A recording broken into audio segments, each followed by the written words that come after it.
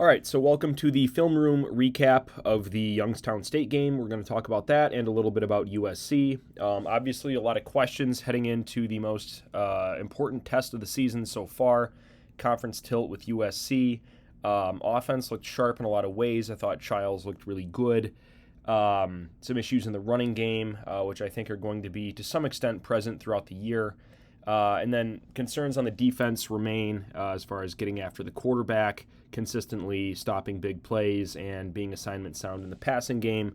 I don't know how fixable that is throughout the year. We're going to talk about this more. I've seen a lot of frustration about people, why are we playing these soft zones? I don't necessarily know if Michigan State is doing that all the time, a la Scotty Hazelton. I think that this defense is somewhat talent deficient, and there's only so much you can do when you don't consistently get after the passer is kind of my broad strokes take there. We're going to talk about that more and then wrap up by talking about USC and what we see there. So first drive of the game for Youngstown State, obviously not really what you want to see, a 7 some odd minute drive, and a lot of the things that we talk about to some extent or another were pretty clear. So play action, levels concept. It's well defended down the field. Michigan State did have a lot of instances in good coverage. Quarterback had done a lot of damage on the ground. Tuckett ran, gets a couple, not really concerned there. This, you'd like to see a little bit more discipline. You see 13, he follows the pull, tears hell for leather. You can see he goes after the mesh point a bit more than maybe he should, rather than, because if he thinks he's being optioned here, which to some extent he probably is. You can see Matthews activating with the eyes in the back end to see if it's a read option he can crash down. A little bit better eye discipline, and that tackle's probably made in the backfield, but I can't be mad about that given the way that this is defended. On the front side, Jordan Hall plays both sides of a block. In the back, it's tripped up. So you have 3rd and 2. You're thinking State's probably going to get off the field. Again, really no organic pass rush. This is a route concept design, so that pass rush doesn't matter. But you might like to see those tackles or the middle of the line, really the middle of the line, get forklifted back a little bit more. There's a double on your 3-tech, and Van Sumeren's not able to take advantage of single blocking there. But this is it's basically slants across the board. You get a clear out here. Whether it's man or zone doesn't really matter. The corners are playing with zone principles, it looks like. The linebackers maybe are not, as there's a pass off here. Good sharp throw. If number 8 just gets beat across his face a little bit, there's not a reroute. Just gets inside leverage on a slant. It's a play that's only going to get that many yards, but it does. And I think that's something that was fairly available throughout the game, was just kind of quick hitters. You see it here. I don't have a problem with this. They're doing this to supplement a run game. Just it's a smoke route. They scored a touchdown on a tunnel screen that plays off this later in the game. I don't have a whole lot of problems with this. Something that Michigan State did in this game a decent amount. I don't think you don't really see it here. Maybe you were going to before this turned into a smoke route, but they ran a kind of inverted cover 2. Where instead of the squat corners playing in the flats, you had linebackers flying out there to help. I don't have a problem with that either. A lot of teams do it, and Michigan State looked pretty good doing it in a couple of these situations here. So here you have, it looks like, I've got to go back here. So it looks functionally like Michigan State's pretty much got straight man across the board. So your matchup is going to be the tight end on the linebacker. A little bit of a win by alignment here by Youngstown State, where Brady Pretzlaff has to fly out to the flat to cover this linebacker, despite being lined up probably 3 yards inside. I think Pretzlaff's a fine player. You can see he's really filled out since he first came on campus. He's obviously very young. I thought he had some problems in this game. It's not really an indictment on him. He's a young player. That's going to happen. But here, he gets defeated kind of by alignment, asking him to make that tackle in space. He does a decent job of it, just not quite enough to get the first down. So this is pretty clear. I guess that did force a 4th down. So, you did tackle him short of the sticks. It's just, that was always going to be a positive play for Youngstown State, the previous play, just based on where Pretzlaff was lined up before he had to fly over and make that tackle. So you get 4th and inches, and this is pretty clearly like a quarterback pin and pull where you get a puller or a kick out and a puller, running back kind of acting as a lead blocker.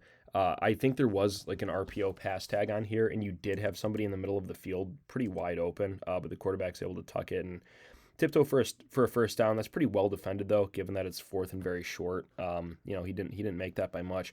I thought Michigan State did a really good job defending kind of the college nonsense that, reverses, trick plays, things like that got pulled out. This was probably the most successful trick play of the day, kind of a Philly special. And, if your trick play, your shot play is only picking up, some 15 odd yards, that's fairly well defended. They tried a double pass earlier in the game that just did not work. Michigan State had some problems at the point of attack, 41. I believe that's Santiago. So when you're not blocked, immediately your alarm bells are kind of going off in your head. I'm getting red, right? Or something is happening where I'm either getting red or there's a trap block coming or something like that. Here, it is a kick out.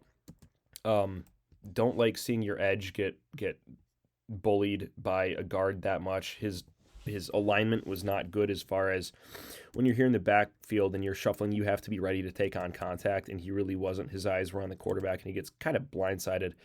You'd like to see him put up a little bit more resistance than that. And then you get a missed tackle, which turns into a positive play. But, nothing here is catastrophic, right? It's just this is a full game copy. So there's a lot of little things that we're able to see that we're not in some of these other more kind of big play highlight copies. So you saw some stuff that you're going to see from a lot of different teams. Orbit motion here. Youngstown State played with multiple players in the backfield quite a bit. RPO, he's able to slip a tackle, and Michigan State did get pressure relative to a performance against maybe a Power 5 team like Boston College where they really didn't. You can see this tackle, that's an Olay block, right? It comes in completely unblocked. Unfortunately, quarterback slips the tackle, is able to get upfield, but only for a couple. Michigan State was getting the backfield a bit, which is good against an FCS offensive line. But, you'd obviously like to see a little bit better. So, fine defense there by Willie.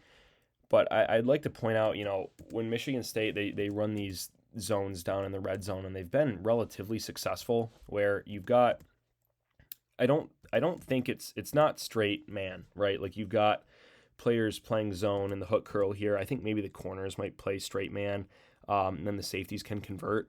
But it's a good red zone defense, and I've been fairly impressed with it all year. Conceptually, execution's not always been there, and we'll get into that a bit later. But your pass rush, it's just a 4-man rush, really good protection. The throw is a bit of an air ball, but the coverage is right there. You get a cornerback on a tight end. You want to see that. So I thought that was good. Also good was this. You motion somebody in, called escort motion, where you have normally a wide receiver, normally a tight end, and that's what you have here. Motion in, so you get to the play side like a 1, 2, 3, 4, 5-man run surface, tackle kind of looping around.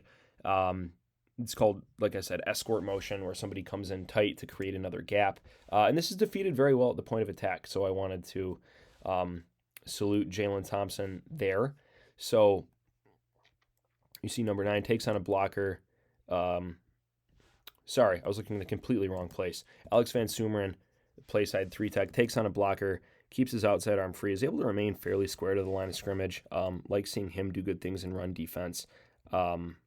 You've got a defensive end that's able to take on a blocker and come in right there. That outside arm is free, right? So you're forcing a cutback, and then the player you're not blocking, the end man on the line of scrimmage from the backside, Jalen Thompson's able to come over and make a tackle to force a field goal. So that was very well done.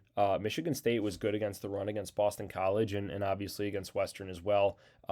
A couple explosives were popped in the run game, really one big one that we'll talk about. But overall, I thought Michigan State was relatively stout against the run. So you get that 3-by-1 tight set. And you get here kind of they're running this to this inverted cover 2 where you get a deep half or a deep fourth by the corner, linebackers flying out into the flat, and you need to come, or here I guess it's actually from safety level coming down into the flat, so like a cover 2 buzz, where you're inverting your safety and corner responsibilities, and you have to have better form than that if you're going to try to tackle Nick Marsh. I have no idea what's going on with Nick Marsh. Hopefully he's healthy. Obviously would be a huge piece of the offense against USC. It seemed like he seemed relatively fine on the sidelines, but who knows. Takes a pop there and still stays up. He's unbelievably strong. Very impressive player. This is just kind of that rollout that Michigan State's done a fair amount.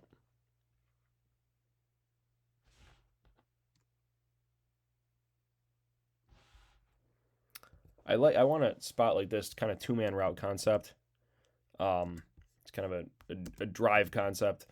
And Childs just very good at this is a man beater, at least to the boundary here. What's going on to the field, it's a little bit hard to tell. Looks like maybe you have an out with something vertical or a post in the slot. But the protection's fairly good, and Childs was able to really pick his spot running in this game and in the past couple games. So I've been impressed with his decisiveness there. If you look at Childs' stat line, I don't blame him for that interception.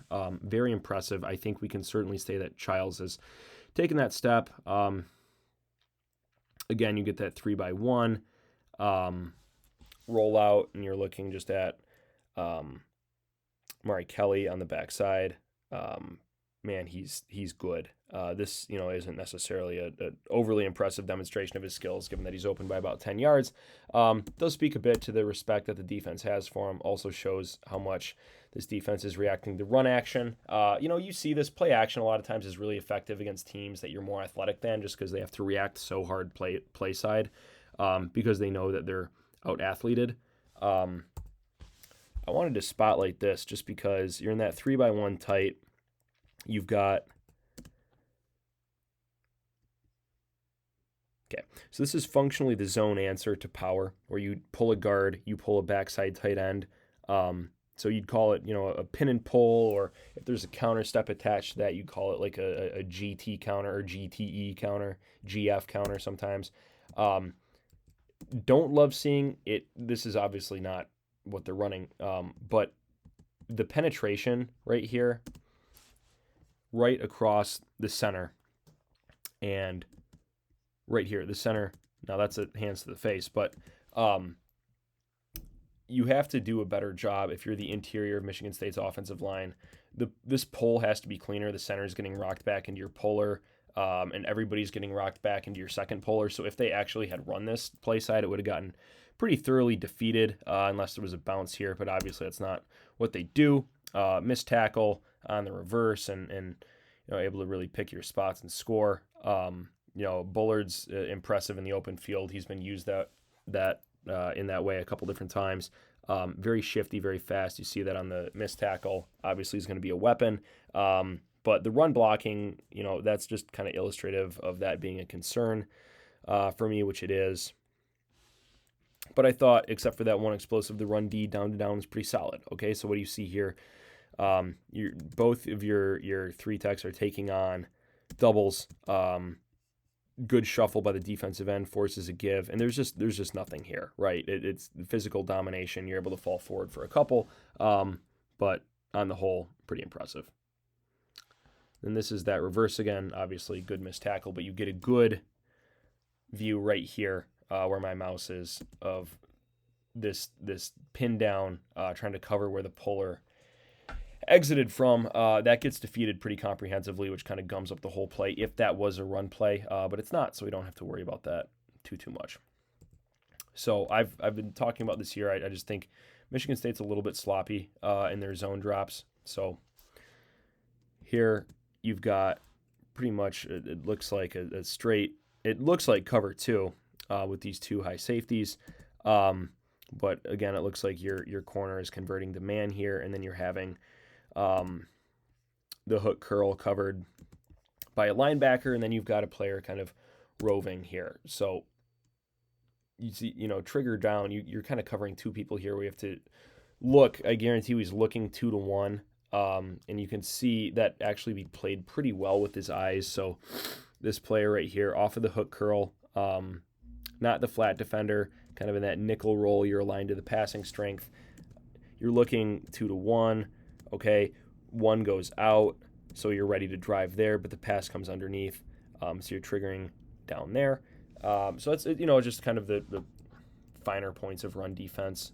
If you're going to blame anybody for this completion, it's probably on Jordan Hall for not getting underneath that. But again, you're asking him to do quite a bit there, so I don't overly blame him. I do think that a lot is asked at times of these linebackers in pass coverage. Here you're kind of bluffing a screen and then trying to throw a curl underneath. Well defended. I've been tough on them for some instances of sloppy coverage in the pass game.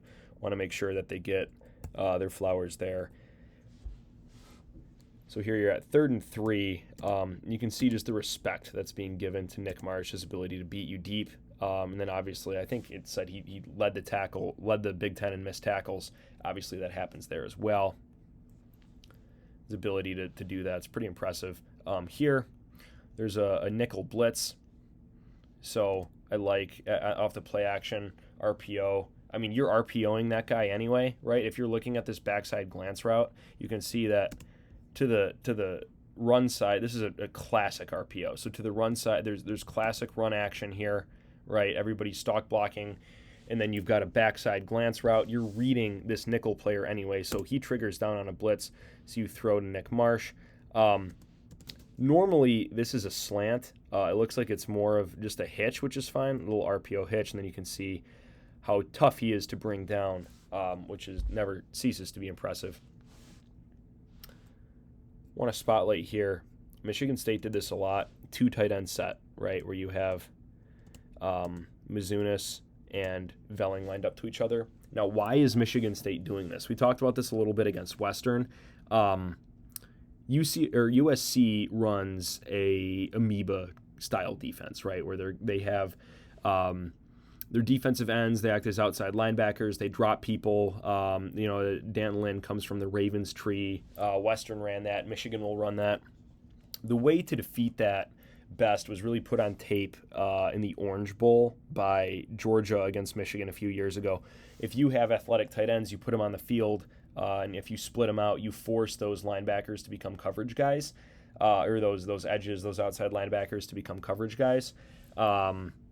And you can win some matchups there. So I liked Michigan State repping a lot of 2 tight end sets, which we saw this game. The blocking there is pretty solid, but it's just nobody's really responsible for the second level here. These safeties were triggering hard on run action, and that fairly defeated play is a result of that. So you have motion here. That turns into kind of a 2-man route concept. Michigan State does this a lot. Good throw, good catch. It's a first down. I think this ball should have been out about now. It's not. Now I have the advantage of being able to see the whole field, which Aiden Childs didn't. Still a first down. But I think you'd like to see that ball come out maybe a little bit quicker. Here on play action, that's just a miss. It happens. I mean, that is a very precise throw. Running a deep over that late in the play. You can see they not here.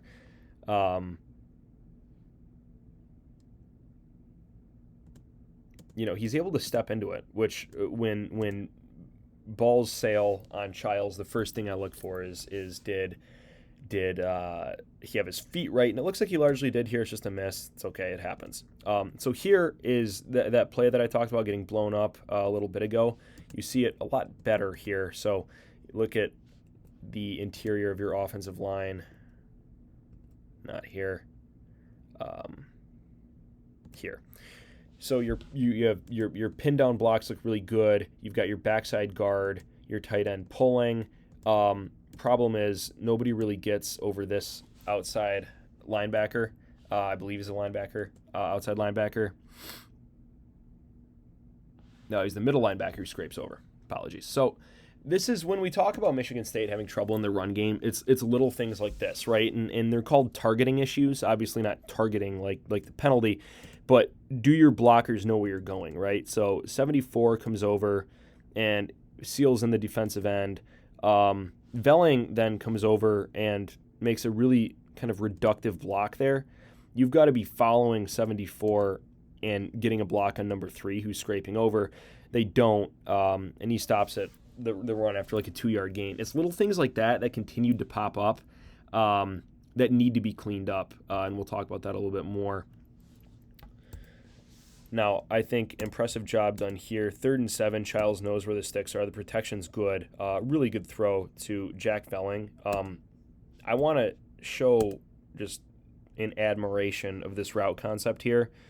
So number 3, I believe that's Bullard, runs a little pin down curl, and then coming around the corner here, around this curl route is Jack Velling. Kind of sits down in a soft spot in the zone that should be occupied by this linebacker in the hook curl who's covering Bullard before the backside player is able to get over.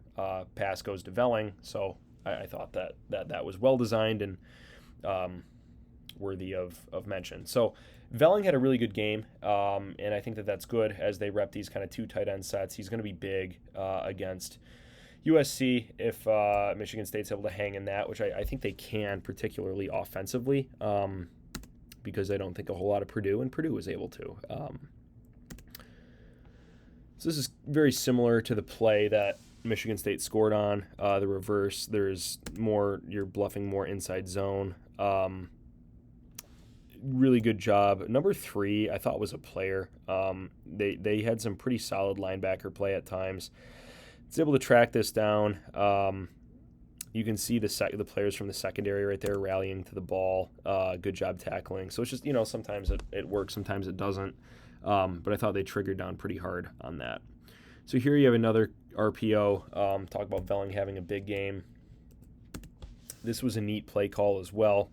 So you can see from an offensive side, I mean, I've been very pleased with the development, right? In the first game, they showed a ton of these. Velling flare out to the flat and just kind of set up and block for a little slip screen or a smoke route.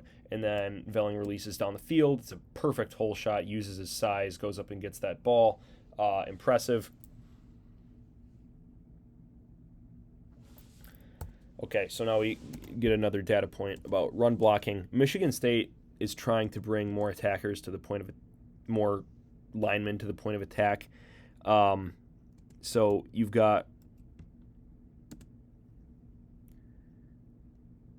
your backside guard 71 is pulling here, and then your fullback is coming and kicking out the end man of the line of scrimmage. There's just a couple problems here, right? So this, I believe, is a defensive end. And Youngstown State sells out for this, right? So they're able to bring a lot of people to the point of attack. Just gets inside and upfield on your tackle, so your tackle's kind of caved in, which allows the squeeze player who's coming over the top to take on your fullback to really seal off this run. And then there's just your linebackers are triggering down so hard that I believe number 5, see him right here, he's able to pick his way through that mess. The penetration here by this defensive end messes things up to the extent where you've got 2 players dedicated to him. Nobody's kind of being gap secure when number 5 comes through, and he's able to make a tackle. Again, little things. I like the pitch in that regard, where you're just kind of testing their athleticism to the outside. Again, you've got a couple pullers, and they do their jobs, right? So this guy gets tangled up with one of the pullers, and then you can see a good job being done. I think that's by Mizunis back there. Missed tackle, you got to score. Mekhi Frazier, unsure of his availability for USC as well. It sounds like it was relatively minor and he should be all right, which is good. Great angle of the Velling catch there. I'm confident that if he can, he will play.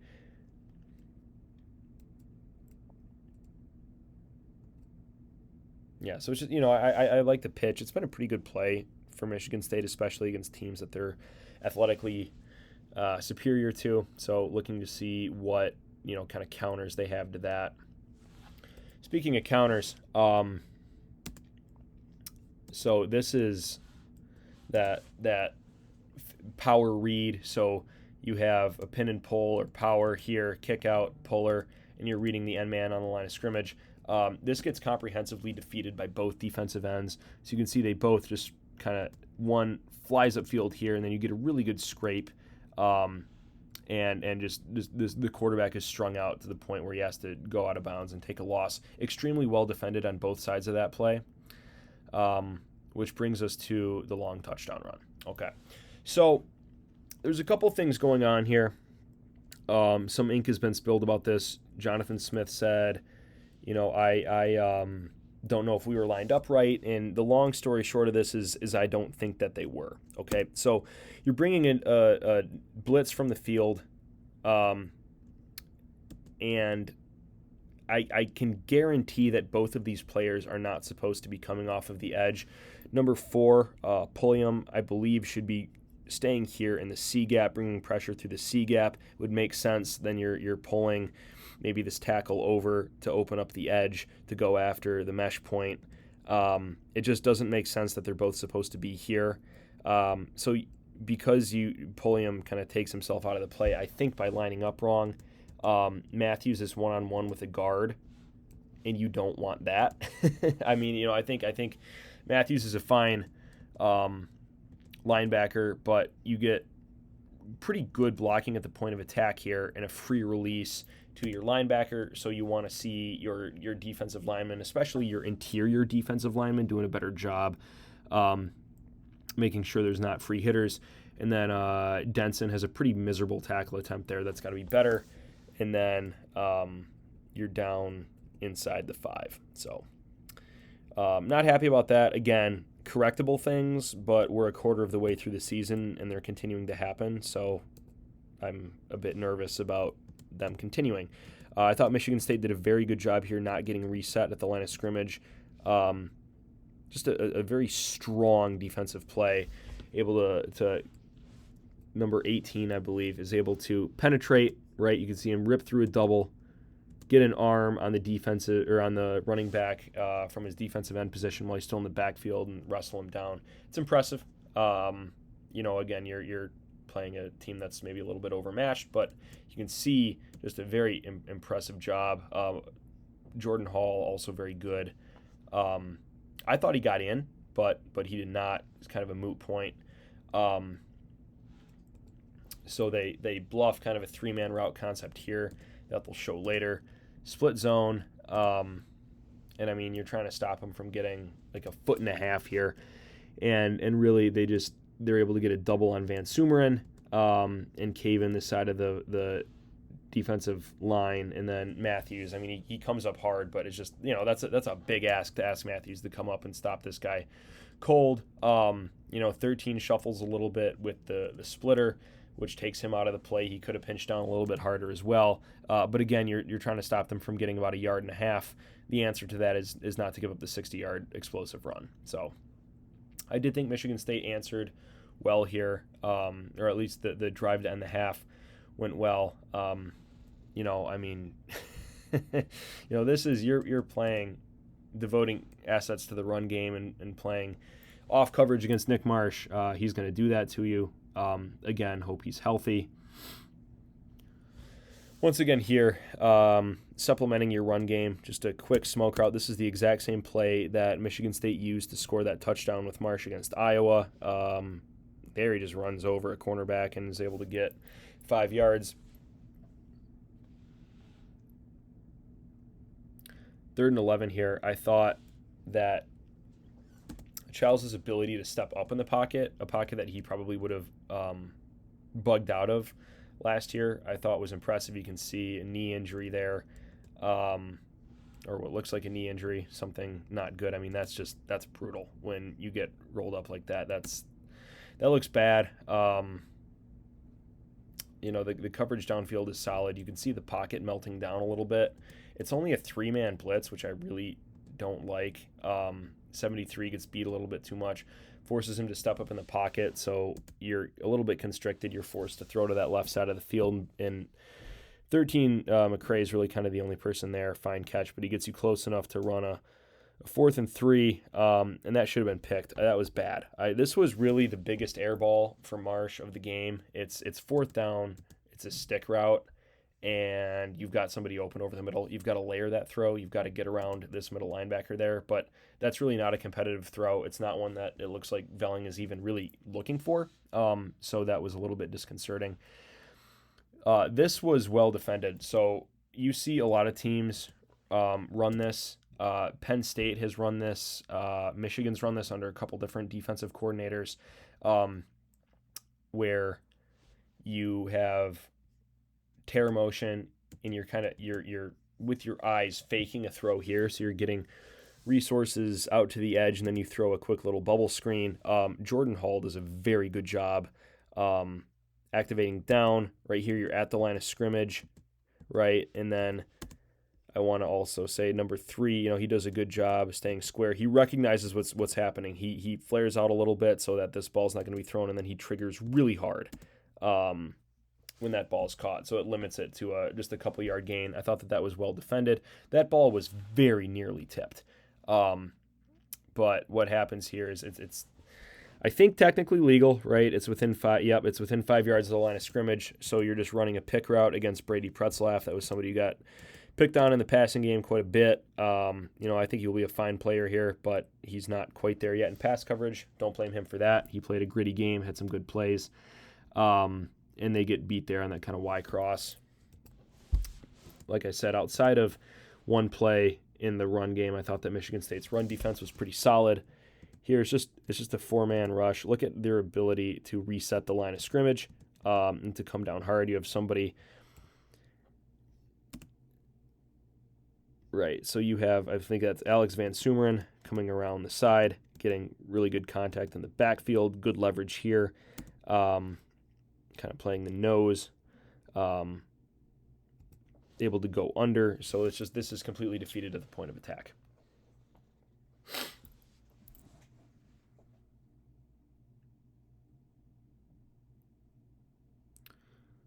That's a fine pick. So you did get a little bit of pass rush here. A really good rip pull by Santiago. I believe that's 41.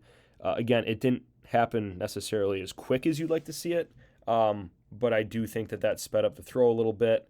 Very good job by the safety. So you look in the backfield here.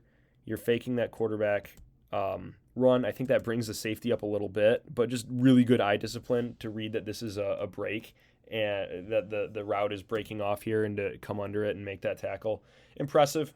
Great pick. It was, obviously something that allowed Michigan State to now do what I complimented earlier, which was the drive at the end of half, which I felt pretty darn good about. You're running a vertical concept there. Nothing. You check it down. That's fine. Kind of a gnarly looking hit, but get the first down there. Again, I thought Childs was very decisive in when he ran and also when he just got out of bounds and stopped the clock, which is equally laudable. I think he's very much grown up in game management. Here he's got a lot of time in the pocket. Footwork's a mess there. You can see he throws it kind of flat-footed, weights on his back foot. Some sort of a miscommunication. I'm not going to really hazard a guess, but 3rd and 5 he comes through. Gets through his reads and makes a very, very strong, confident throw. Just salute. I mean, that is a high degree of difficulty on that catch. You have to go up and get it.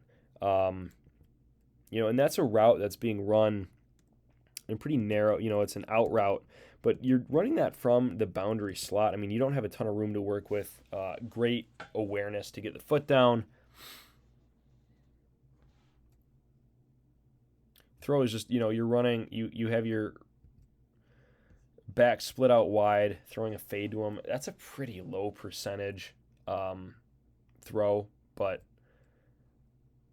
if it's there, right, it works. But it's just, I thought that this was a bit of a low percentage throw, but I liked the idea, and I'm sorry, I was looking at the completely wrong player. So, obviously, that's not a back split out wide. Live, I thought that this was a low percentage throw. I understand why you do it. But I thought that there was something a little bit higher percentage that could have been done there. Velling, this is outstanding. So you have a 3x1, and Velling runs an out and up, but it's in the seam. A lot of times when you see this out and up, it's down the sideline. This is in the seam. You're getting a linebacker trying to cover underneath the seam. That's not going to happen. And man, I mean, it's a bummer that they couldn't have run the play before, because then you would have had time to go for the end zone. Regardless, I mean, getting a field goal, it's a pretty impressive drive. I thought Childs looked very in control. Probably could have managed the clock a bit better at the end of the half, but ultimately, I mean, you're getting the ball to start the second half as well. Not too concerned about it. Get another data point to talk about run blocking. Biggest thing that I'm looking at here, you are not resetting the line of scrimmage at all. Not a whole lot of push, but really, it's a targeting issue. Nobody picks up 33 who's able to get in the backfield and make that tackle, despite, you know, Omari Kelly runs right past him, right? And I understand you're getting to the second level, but if Velling's sprinting out to take this outside linebacker, Kelly is, you really don't want to be going up here to get the safety. I understand 33 is probably technically engaged, but that's the force player, right? That's who's going to make that tackle. You have to kind of take care of your second level players before you can get to your third level players, and that didn't happen there. And I thought that was a big reason why that play did not work. So here again, 33 does a good job coming in from the backside. 58 doesn't really get anybody on this play, right? And that's probably my biggest problem here, is that, your backside tackle, you're leaving the end man on the line of scrimmage, but you're not going and sealing off anybody. So 33 is able to get into the backfield. Then again, Kelly, tough assignment for him, but he completely airballs on that block. It's got to be a little bit better. If you're trying to run to the perimeter the way that State is there, your wide receivers have to be more effective blockers. That's just, so this, you get a bit of a pass rush. There's a long stunt. It's decently picked up, but obviously your internal clock is going. This player for Youngstown State is just able to get a little bit too far upfield, which means he's able to get his hands up in the passing lane, which means his throw is high, which gets Mekhi Frazier lit up.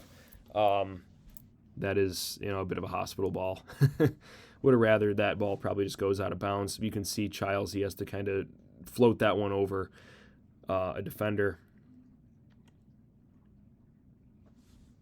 So Jordan Hall continues to really impress. So you see with the effectiveness of these rollouts that Childs runs, a lot of quarterbacks run, the difficulty to break down and defend this. A lot of times you have your quarterback, a shifty quarterback in space against the linebacker. You like your quarterback there. Not so against Jordan Hall, who I thought has played very well this year, and that's a very good defensive play.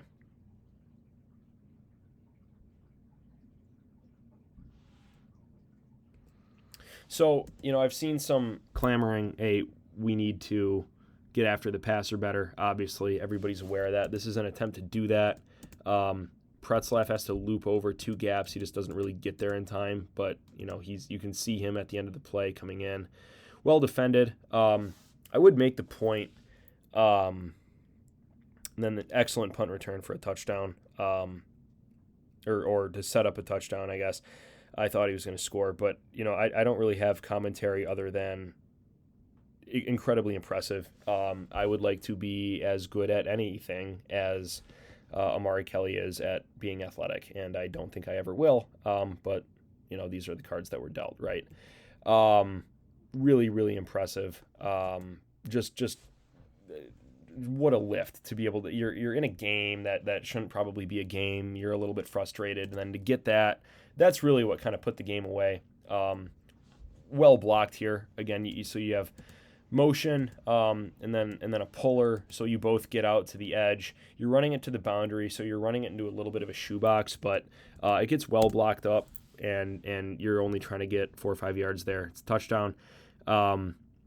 I was impressed, right? Like it just that's a good play to call there. The pitches have been working really well for you, especially against this team. And I thought that was a good play, just to not mess around, not get into third down, and take care of business pretty immediately on the drive. So this is just pretty much straight mesh read or zone read with a mesh point. Good shuffle by the defensive end here, forces the give, and then the point of attack gets defeated comprehensively. You have that kind of escort motion, but he doesn't actually block. He turns into a splitter. I think there might have been an RPO tag on that where that gets pulled, and then you kind of have that modern triple option where you can throw it somewhat laterally to a wide receiver, or you can obviously keep it as the running back. There's a really good job. Obviously, Matthews does a really good job coming in play side, and the impact on that guard. I mean, watch number 10 right there by the B. Watch him take on this pulling guard. Boom. I mean, just to rock him back. I think they technically call it dent technique, which is just I am blowing you up, which he does. And then, from the backside and by Matthews, able to get tracked down. Very well defended. Third down, again, you have really good pressure here where number 11 and number 8 are just able to very effectively kind of get upfield. There's a loop here that number 8, he's trying to run kind of a pick stunt, but he's able to come all the way around, avoid blockers, and force a throwaway. So at this point, I'm feeling pretty darn good about State's ability to kind of run away with it. We get a run blocking data point.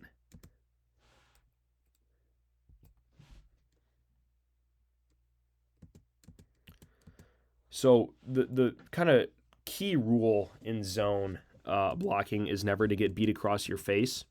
So 72 kind of does, but I don't necessarily blame him. Good contact here, good turn. But number 5, who I said I thought was fairly savvy, is able to kind of slip in to the backfield past him. 72, you've got to be able to zone blocking is difficult because of this, right? But you've got to kind of get that 98 player that you're blocking passed off to it looks like a tight end to get over to close that gap. Or else that linebacker is able to gum this all up at the line of scrimmage, which is exactly what happens. A little bit of a delayed handoff here. So this is duo, where you're blocking you're getting a double on the 3 techniques, right? And then you have your linebacker going up to block number 5. Problem is nobody picks up this linebacker who gets into that gap immediately, and kind of I guess I wouldn't call this double because it's not a design duo. Sorry, I would not call this duo because it's not a design double team on both defensive ends. It's defensive tackles. It's really just more inside zone, and you have to have somebody responsible for that internal gap. Like the cardinal rule of inside zone is do not get beat to the inside, do not get beat play side. And I think I put this on 72 again, who just gets too engaged in blowing out this 3 tech, and the linebacker comes directly behind him and blows this play up in the backfield. So, that's fairly demoralizing. Obviously now you're short of the sticks. Really good throw. And this is where it's just, Childs is able to kind of consistently bail you out. I thought the protection was quite good here. Obviously it's a 3-man pass rush, so it should be. But it just gives you time. It gives Amari Kelly time to find a hole in the zone. If you give him time, he will find that hole. I think he's very adept at running those type of routes from the slot in a dart of a throw, fitting that in between coverage. It's kind of what you should do, but it's what happens. Velling obviously showing some of the strength there. Thought he had a big game. Want to point out this run surface. 2 tight ends aligned to the field. And then you run away with that. So I like this because you get the linebacker level unbalanced. They have to line up over the run strength. Then you run the other way. You're putting a high degree of trust in the front side of your line, that center, guard, and tackle, will be able to do their jobs, as well as the wide receiver. But they do, and I've been tough on 72. I want to give him some flowers here. He gets that double, but instead of doing what he did on that play that got blown up in the backfield by really just blowing that double out, he releases, gets to the second level, gets to that linebacker, gets to that kind of pesky number 5, and then you're able to run off of him, Tullis, and get the first down. So there's good in there too. It's just not always, right. You do see here, I noticed this live, Tullis gets totally destroyed in pass pro, does not contact the player at all. Lucky that he's able to kind of force him past the quarterback, but by that point, Mizunis, you're running. It's a really good route concept. You have kind of a double vertical release, and then it's a scissors route where you have a switch at the top of the route. Running that against cover 2, that safety can only pick one guy to cover. Somebody's going to be open. It's Masunis, and it's a touchdown. So was impressed by that. And you can see here the footwork for Childs, and you can see what I'm talking about. This safety can only be in 2 places, right? He can't cover them both. So whichever way he picks, he's going to be wrong. And that's what happens there. So at this point, I'm feeling pretty darn good. This was a nice play. So it looks like it's going to be mesh. That's very common on 3rd and 1. You have these crossing routes. You're thinking, okay, mesh. However, you have this inline tight end who bluff blocks, engages, and then as this defensive end is thinking, ooh, somebody might be releasing into the flat, I got to kind of get over here, I got to get upfield. Tight end gets down the field. Matthews just isn't able to get horizontal in time, and it's a pretty decent chunk. That tight end is very slow, so it's not too bad. But that was a well-designed play. Sometimes you kind of tip your cap. I don't have a problem with that. Pulliam again here. I felt that he was responsible for playing poorly, being out of position on that long run. Here you have Spencer comes up to play kind of a robber zone. You have a vertical route that takes, you can see the vertical route. Let me back it up a little bit more. Okay. You've got a vertical route that takes care of this safety who's over on the edge of the screen. So Pulliam has to carry this slot down the seam, and it's just not happening. So that's a chunk there. I don't necessarily blame him. I thought the safety probably should have had that route capped a little bit better.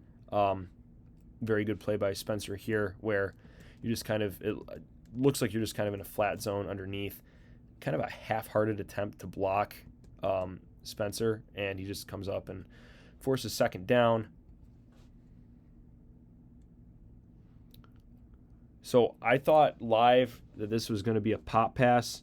I think it kind of was to number 4, but really it's Van Sumeren takes on a couple different players here and is able to get upfield and take out the quarterback when he starts to run. Good job by the defensive ends forcing that issue, especially Jalen Thompson initially. I think that they were able to force that into a run, just not give that pop pass time to develop.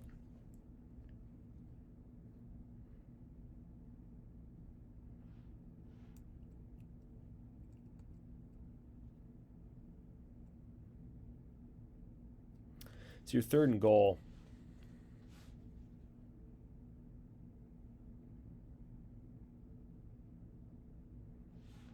And again, just like it's you hate to give up that much, but still the pass rush is pretty decent. You're able to get around the corner there. 12 tucks it and runs, but your secondary triggers hard, right? Because it's a short side of the field. You're able to do that. They force a 4th down.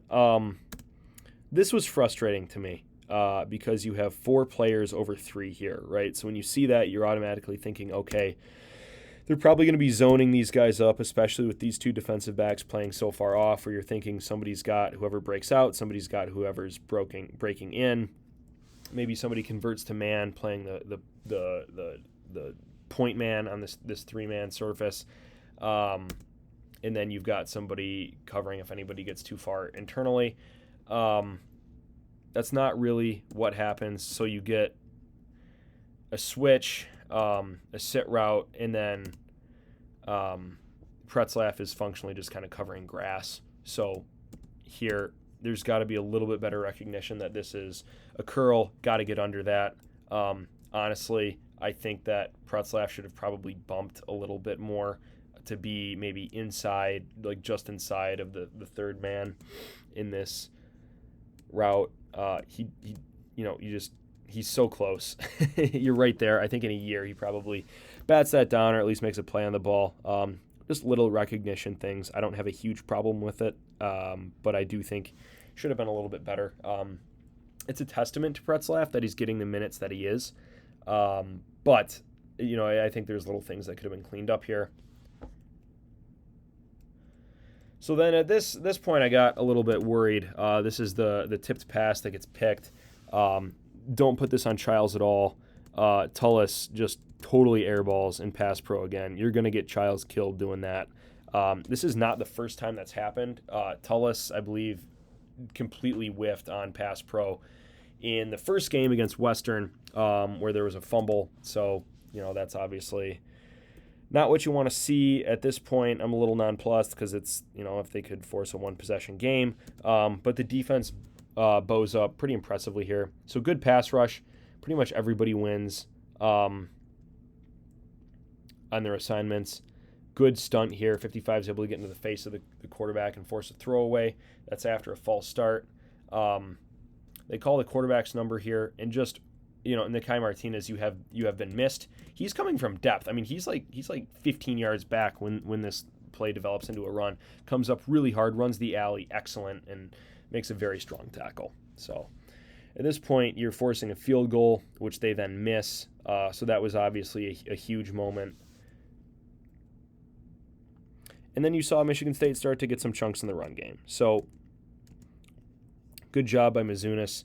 You're really caving in this defensive end.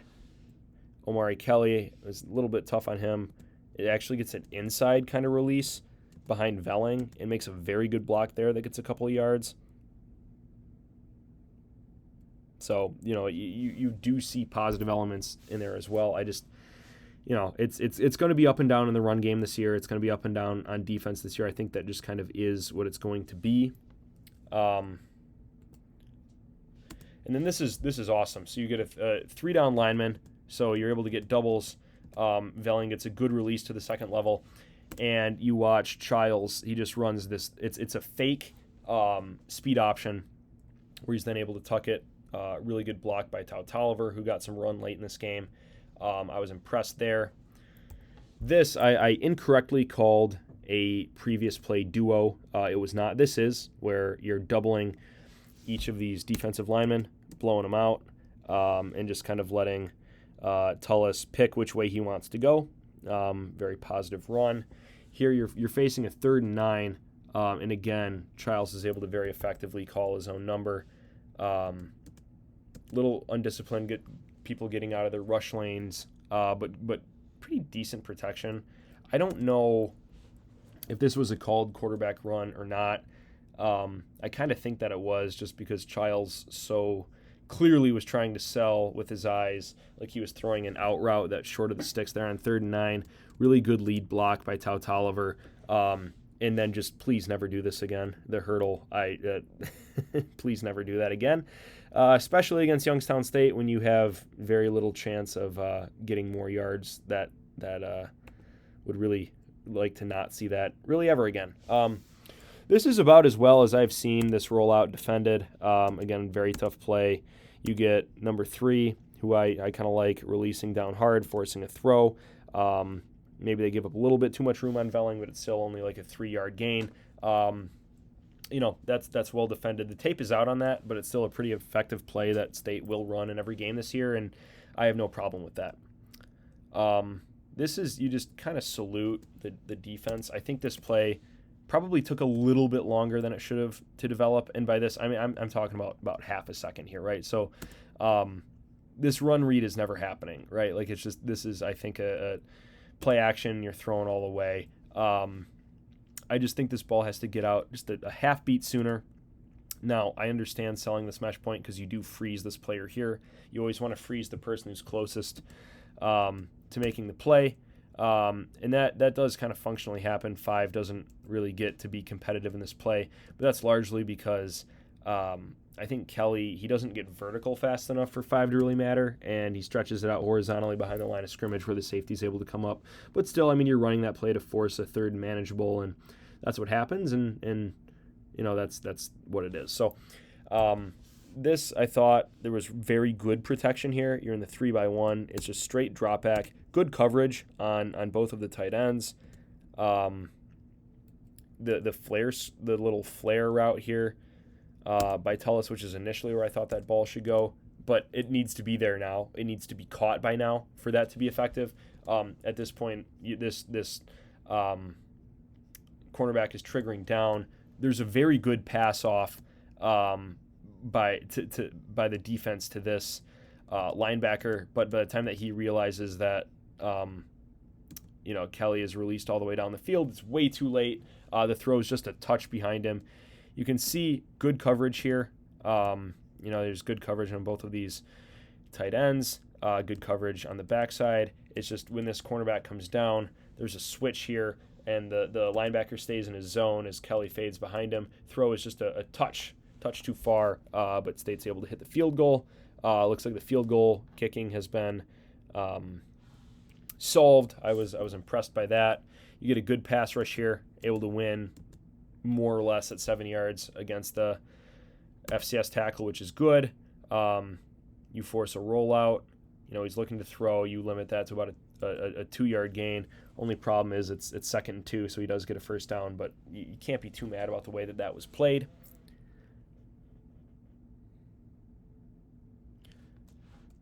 I thought that this was relatively impressive, just as from a design standpoint, where get a good drop here into the flat. Linebacker does a good job picking up this player. Sometimes you see that backside slant come open. It's a good throw to the tight end, but the coverage is also fairly solid. It's just, sometimes good offense will beat good defense to a degree. It's tough for folks to get underneath that in time. Pretzlaff is certainly not getting under that, and I don't think it's really fair to expect a corner who has responsibilities in his own right to get under that as well. So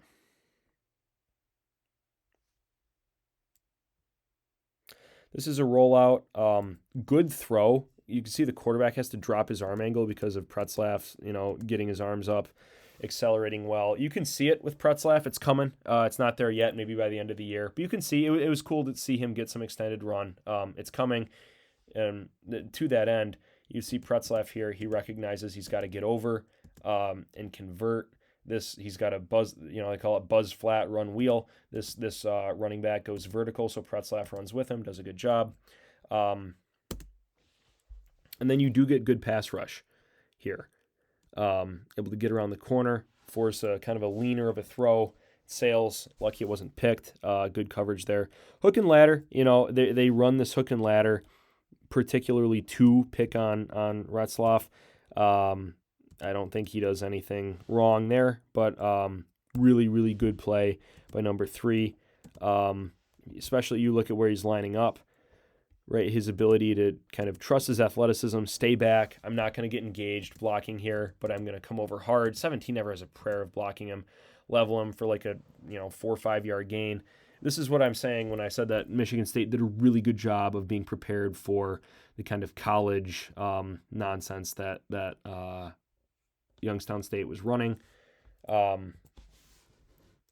Obviously, good hit by West there. You get a couple players from the secondary coming downhill hard, heating up. Right here, this tackle, I can't take on 2 guys at once, so there's going to be a little release here to the running back. It's telegraphed, and West comes downhill very effectively to make that stop. On 4th down, this is it's one of those things where you're in, it looks like man free, you're just getting an inside release off of a slant, right? So this is one of those things where it's basically 3 players running slants. I think they call that a China route, where the inside one clears out the middle one, which clears out the backside one. Well defended on the backside. Middle slant, you just get a bit of a step, and that's able to turn into a little bit more of a chunk than it probably should have, just because you're in straight man underneath. So at this point, they're getting into the high red zone. This is well defended. I think that's obviously good tackling there. Come up really hard and to make that tackle. State at this point is playing to this. You're keeping everybody in front of you. You have your linebacker flaring out here. His responsibilities are changed a little bit with this tight end being split out wide. It's just, rally to the ball, good tackle. See that there. And this is where, when I say, you see it with Pretzlaff, unfortunately he gets a stinger there. You see it. And this is probably the play where you saw it the most. So any team with a running quarterback is going to run this play. It kind of looks like midline, but you have like a power read going on where you're reading the jet player. You can see here Van Sumeren, he does a good job taking on like 2 and then 3 of pretty much everybody who's pulling play side on this play. That's impressive, but really you see Pretzlaff just picking his way. His recognition on this play is immediate. As soon as he's coming downhill, he's tracking, okay, I want to seal off a bounce. Nope, the quarterback has it, making that tackle 4 yards in the backfield. You can see it with him, and he's going to be a good player. This is just a straight tunnel screen, and you can see these players realize right now, oh, crap, it's a trap. I got way too far upfield. Number 8 just flies out a little bit too far to maintain leverage. You got to squeeze about 2 yards in more. Then you get a missed tackle and a touchdown there. So, it's you got to be ready for that, especially against a team like this. Tunnel screen is going to be a part of their play calling, and you can see number 8, just you want to stay a little bit more true. That said, if you force that inside, right, you're feeling like you've done your job. It's just then you get Matthews gets wiped out by a block. There's a missed tackle, and you're only dealing with like 10 yards of real estate here. So there's not a whole lot of time to recover. At this point, I'm feeling kind of nonplussed because it's a 10-point game. You got 2.5 minutes left, and State just kind of starts leaning on them. Just inside zone, good assignment football. Really looking at this front side double here. And then you're able to get up into the secondary or the second level. Good chip on number 5. I wonder if number 5 is if he's underclassman, if he's not playing at Youngstown State next year. Just because I thought he seemed to have a really good nose for the ball, was in the right place at the right time.